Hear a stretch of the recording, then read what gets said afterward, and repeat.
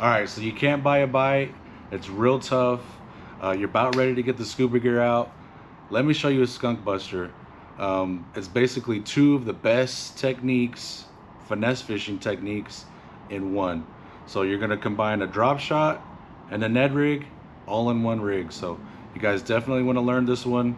I'm also gonna show you some sneaky little hooks that you can use that have been put in a lot in the boat for me. So you're not gonna want to miss this one. Let's go over the NEDSHOT.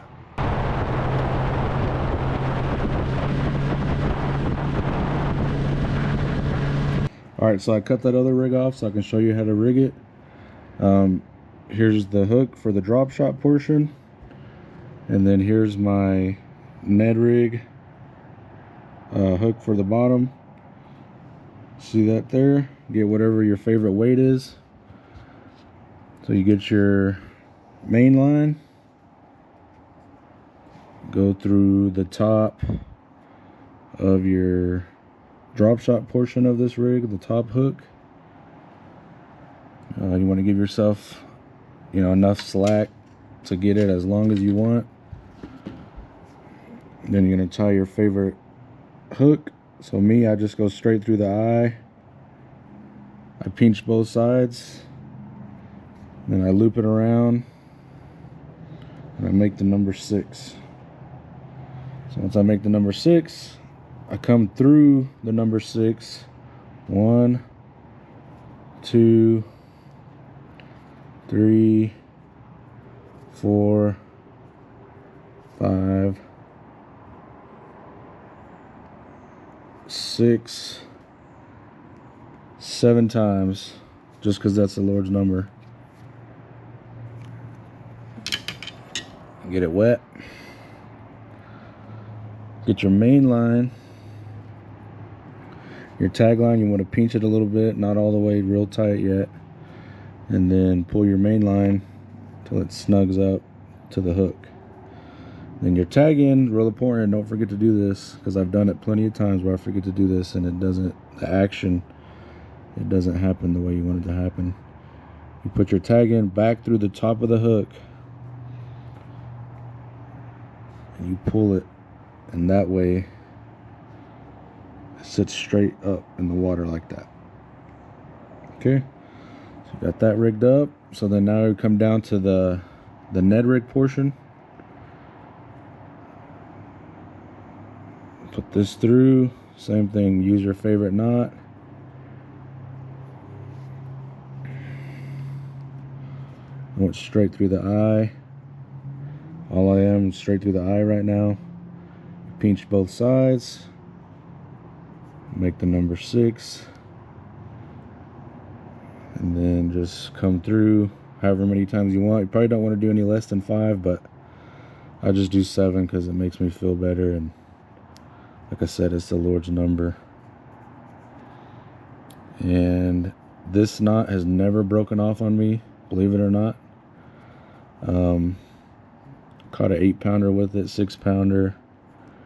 It's a very good knot. It's the uni knot. So, but whatever you like to use, tie your favorite knot, the one you have confidence in. You'll be good to go. All right, and you get this tag in here, cut it off. There you go. That's how you rig it up. In case y'all are wondering, you want to get that technical, I do like a longer leader. Probably the shortest is maybe 10 inches I would go, but just depending on how the bottom is, you guys are gonna have to figure that out. I'm not saying I'll not ever go shorter than 10 inches, but that's just what I like. I like a longer leader, so figure out what works for y'all and just keep using that length. All right, now as far as soft plastics go, use your imagination. Basically do whatever you want, whatever your confidence baits are. For the top hook, I've learned that if you have something that floats right here, then it's dynamite.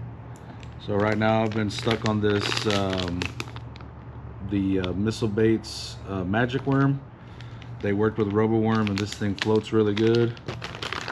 You got the Demiki air crawls. What are they called? Yeah, I think they're called the air crawls or something like that. Don't quote me.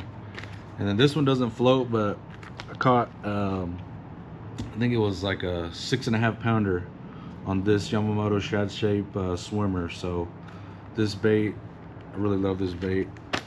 And then for the bottom hook, you can pretty much use whatever creature bait. I like to throw a Cinco on the bottom. This one's a 5-inch, but you can get like a 3-inch Cinco on the bottom, or even the floating Cincos that they have. Those are sick. Your favorite Ned rig, Ned soft plastic, you can put it on the bottom. And this thing's been pretty killer too, from Yamamoto. It's the Shinobi grub. So yeah, just basically your imagination, your confidence baits for soft plastics. The type of rod you're gonna want to use, this is a 7-foot medium fast. It's from Lew's, the Mock Jack series, 2500 reel. This is probably the bigger size, or the bigger end I would go with. And then on the smaller end, this is a 610 medium light fast. So I'd probably stay in between there, or whatever your favorite drop shot rig is. So the medium fast, if you're around heavy cover, you know, a little bit thicker stuff, you really want to pull them out of there. But like I said, it's a finesse technique, so you don't really want to be trying to, you know, set them like you're throwing a jig or something. Even though you can pretty much throw this wherever you throw a jig. I'm going to tell you more about that in a minute. But open water, you might want to use a little bit lighter one. When it's, you know, there's a lot more cover, then you want to go to that 7-foot medium fast. So that's the rods you want to use. So another way you want to use this that's pretty sneaky, and that's bottom scoping with it, or scoping with it. I know a lot of people probably wouldn't think that, but I've learned, you know, the past like half year, however many months I've been throwing it, maybe 7-8 months, it's a scope bait. So maybe you don't want to just hit them right on top of the head with it, or float it right over the top of their head, of course, like a minnow. But I throw it at least to where they can see it. So let's say you see one in the column at 20 feet. Maybe I'll throw it like at 18 feet. They see it hit the surface of the water. Sometimes they hit it on the fall. That's when you know it's a real good day of fishing. But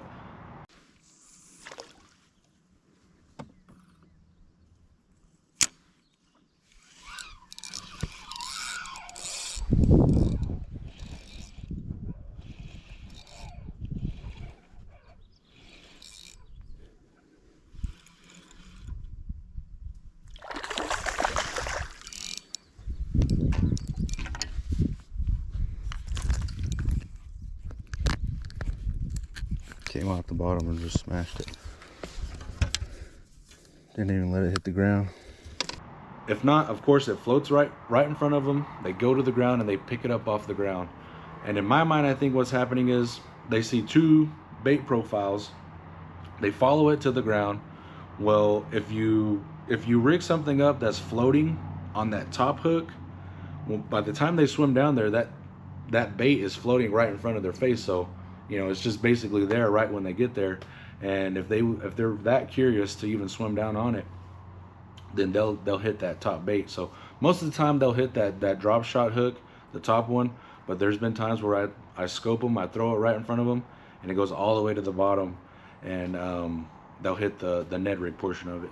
You get those fish that are just nose down, just stuck on structure, and just picking stuff up off the bottom. So that NEDSHOT, you know, the Ned rig portion of it, the bottom hook, it takes care of all the fish that are just head down eating everything on the bottom. So if you don't like the scope, if you don't have scope on the boat, then it's basically, you know, you're gonna find that structure. You know, if it's a brush line, maybe you side scan, you've seen some rocks, or maybe you know there's rocks there. Whatever structure you think you're throwing on, you just want to throw it out there, drag it all the way through the structure. Now there is a weedless way. I'm going to show you how to do that in a minute. That's the sneaky way I'm going to show you. But basically you want to throw it in that structure and go as slow as you can through it. And that's the best way you're going to get them to go. There's plenty of times where I've caught fish where I'm not even looking at the scope. I'm just working it real slow, and sometimes I just don't even move the rod at all. All right, so the hook set. It's not like a jig, it's not like a Texas rig. You don't want to freaking, you know, jack their lips off from here to the moon. You don't want to give them all the chile. Just let them take it a little bit. You're gonna feel the little nips. Maybe you'll feel the little nips if it's a smaller fish. You'll feel like kind of tick, tick, tick, tick. But when it's a bigger fish, you're just gonna feel that solid kind of like thump. And what I like to do, I let them take it just a little bit. Like, you gotta watch your line, or you just gotta feel it. And by feel it, I mean like when you're working the structure, you pick the tip of the rod up and you feel them on the other side. That's when you know you got a fish on there. Maybe you let them take a little bit, but when you feel them on that other side, you just want to pick up real fast and start reeling real fast.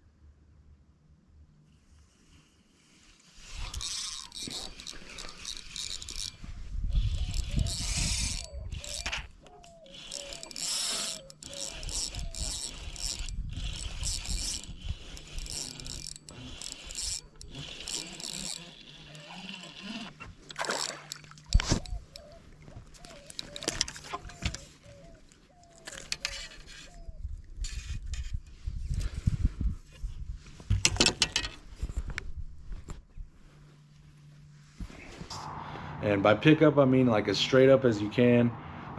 Typically, you're not throwing this real far. It's not like a Carolina rig, so you should be in contact, feeling the bottom the whole time. So you should know when you pick up on that tip and it feels like a wet rag, then you know you got a fish on the other line. So that's how you're gonna want to hook set. For the sneaky hooks and basically the sneaky setup, it's just weedless. Just throw this thing weedless. So here's the Three Brothers Ned rig, weedless Ned rig hook. That'll keep the bottom portion of it weedless. You just basically Texas rig it, bring your creature or your worm, and just Texas rig it, and then it'll be completely weedless on the bottom. And then the real sneaky hook that I like to use for finesse is this Big River Gamakatsu hook.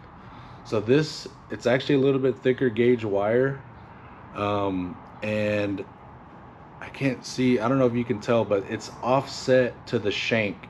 So it doesn't follow the shank all the way perfectly back up like all the other hooks do, where basically the hook point is just pointing right back at the hook shank. This is offset, so every time I hook a fish with this hook, it always just sticks them right in the meaty part of the bass, you know, when they bite it. So this hook here is real sneaky. I use it for the cat rig, and I use it for this NEDSHOT rig. So these Big River hooks, you probably want to only get like a size 2 to like size 4, which is their smaller ones. This is one of the bigger ones, but yeah, this hook is dynamite. So let me know what you think. You guys go out and toss this around, especially when it's real tough. This is a skunk buster for me, so I'm sure it's going to be a skunk buster for y'all. 2 finesse techniques in one. Thanks for following on, guys. Let me know what you think. We'll catch you on the next one.